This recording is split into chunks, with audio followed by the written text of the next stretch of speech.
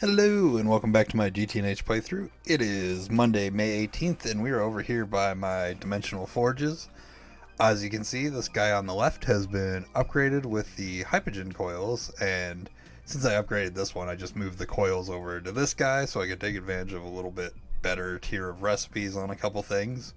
The coils themselves, since I last made a video, weren't honestly too bad to craft. It was painfully slow though with this guy's speed for Hypogen. I mean, even now it would still be decently slow. Like, this is definitely something that needs to be probably gonna need multiple of these to be able to make coils and Hypogen at a decent pace. But I'm just moving backwards too for the sound. But I did move some recipes over here. One of the things I did do, and then I undid pretty fast, was I upgraded the infinity recipe to the better one, which is for in the forge. This is what I tried using before and just was not sustainable. So I upped it to this guy, which gets you a whole stack of infinity for every 125 seconds, which is a huge speed improvement. But honestly, I currently cannot keep up with the amount of catalyst that is needed to sustain that. So right now I just have this guy on passive. If I have enough catalyst, it'll run the recipe and get me some molten infinity, which I don't have too much in the backlog. You can see I only have like one run of it, but it's not the worst. It is nice to have some. Now, I did move around some recipes just because both of these are on coils. The other thing I did, because I've upgraded this one and moved the infinity out of here, was I do have this guy passively making me chromatic glass. Now, I don't know how long I'm going to run this for. I'm a little nervous to keep... Yeah, I'm already down 5 million prosaic catalyst, so it's eating through this pretty fast. Again, this is the case of where just not having that plasma mixer is making this terrible to keep up with the catalysts. I almost just need to like spam these, because with all this, the whole reason we're doing it is to get to the plasma mixer. To get to the plasma mixer, we need to essentially fill up a UHV capacitor, which is one of these guys. I crafted a bunch because I just didn't even like comprehend how big they were, didn't pay attention. And currently, my current power generation, unless I start spamming Nequata reactors, and which would just cut it in half by a day, or cut it in half, currently is going to take me 320 days to get this guy above the threshold for wireless. So, Plasma Forge is currently on the back burner. Aside from just working on these coils, I've just been kind of improving random stuff throughout the base. Just a few minutes ago, I swapped over the Nequata reactors, and I also did add more Nequata reactors to here, which is now I've got four making Mark III Nequata fuel now with chromatic dust, so that's kind of cool. So we're making a decent amount, which seems to not be perfect at keeping this guy going all the time, but is seemingly a lot better, especially too since I have so much Hypogen. Like, it's actually Nequata 3 that's the bottleneck, and as long as we're above 147, it means I'm gaining on fuel again. Let's see, at 153, so gaining on fuel, that's nice to see.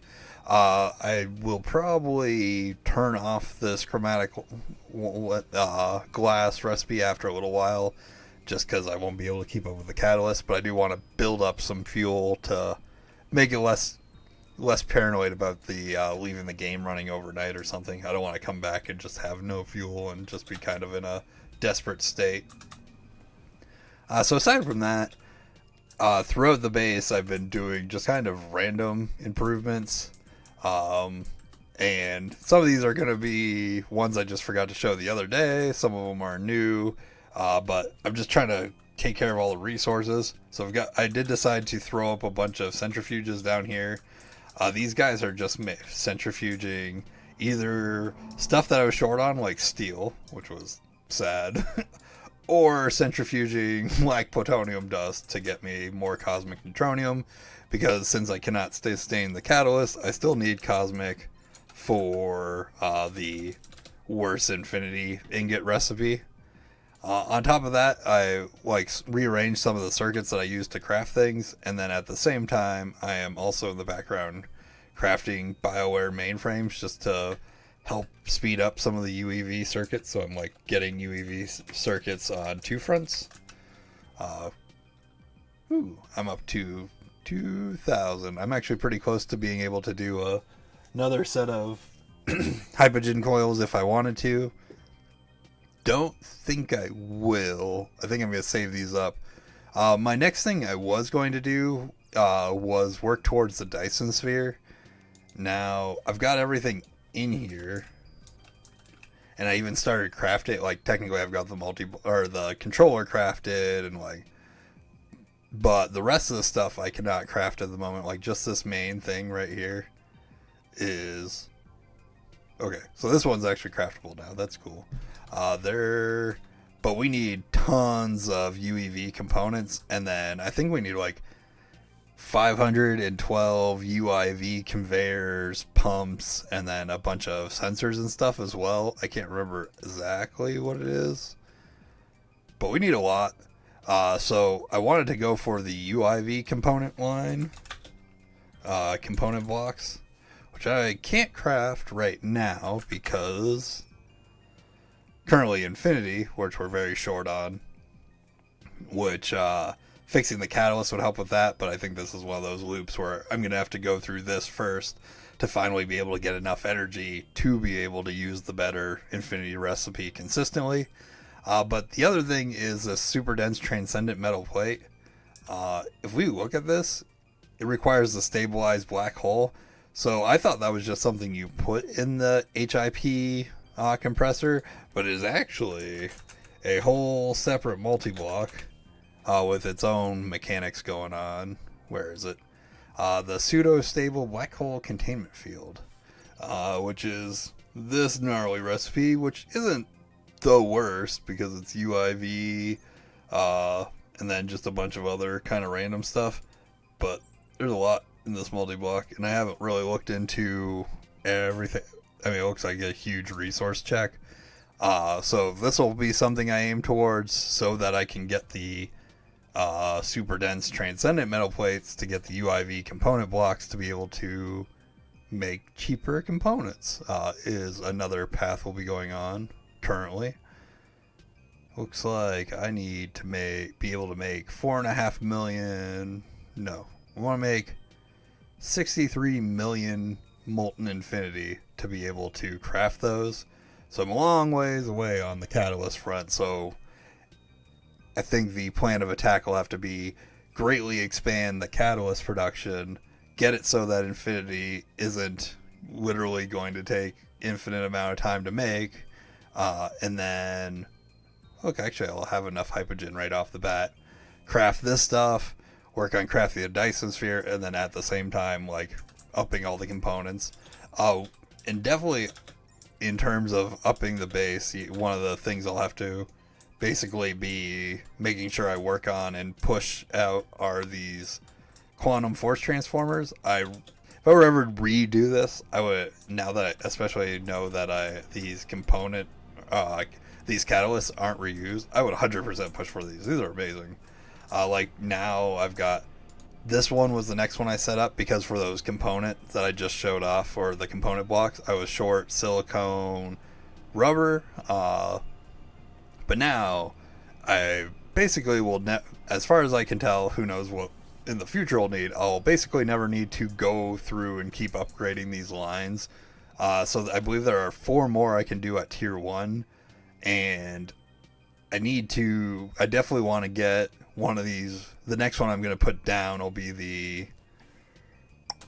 catalyst. What is it called? It's something like glue catalyst or something like that. Adhesion promoter catalyst. I want you to get this one next, which is a tier 1, because it gets me this stuff, which goes into making Well, it goes into the Stargate dust. That's crazy. But I believe it goes into making. Here it is. The cosmic fabric shielding, which is part of the tier 2 quantum force. And once I have the tier 2, I can also like nix the netherite line. I believe the Naquata stuff is tier 2. That might be tier 3. Quata. Let's see. Catalyst. Simple. Tier 2 for the simple. Tier 3 for the advanced. But either way, would be nice to get to as well. So this is some of that stuff. On top of that, there's just so much just random little things, which is part of why I normally do the daily stuff. I just haven't, unfortunately, have the time so I can like hit the bullet points of every little daily thing. But currently, I guess for tonight and everything will be, there are a bunch of random assembly line recipes I want to get rid of, and just more like general cleanup of really old stuff that shouldn't be around anymore. Like, for example, this this EV assembly line has a ton of random frames and stuff in here. Like this kind of stuff shouldn't be here. So just work on speeding up recipes as I work towards core quantum forge transformers to then be able to get myself the UIV component blocks is the general goal. But yeah, a little short of an update for it being after the weekend. I think the only other thing I wanted to mention is not like technically in game, but I did upgrade to Java 25, and just kind of a little friendly heads up. I went from Java 21 to Java 25, and I've had this server since 2.6. So when you're upgrading from Java 21 to 25, one of the things you'll need to do, because I couldn't get it to work, like I went through, it took me an embarrassing long time. Like I removed all the different Java versions from my computer, which you probably should do anyways unless you're using them for something specifically, like Java 8 if you're running like an old version of this pack, for example. But if you want to go get rid of or not have problems, and you're like, if your server just won't start, it's giving you like a security manager issue, in your server file, delete java 9 arguments.txt, and then also delete, where is it? It's a bunch of gibberish dash forge patches. Specifically, it's LWJGL3IFY dash forge patches. Delete both of those and just grab the newer versions out of the current download for what's it called? GTNH 2.8.4, and then it'll work. And just if you make sure your server, the startup bat file, is pointing to your right version of Java, which if you remove all your other versions of Java and just have one version, it should by default. But yeah, anyways, I appreciate everyone for watching, and I hope everyone has a good day. And I am going to figure out what I want to do next. I think I'm going to get rid of this assembly line and just keep on trucking along. Hope you have a good night. Goodbye.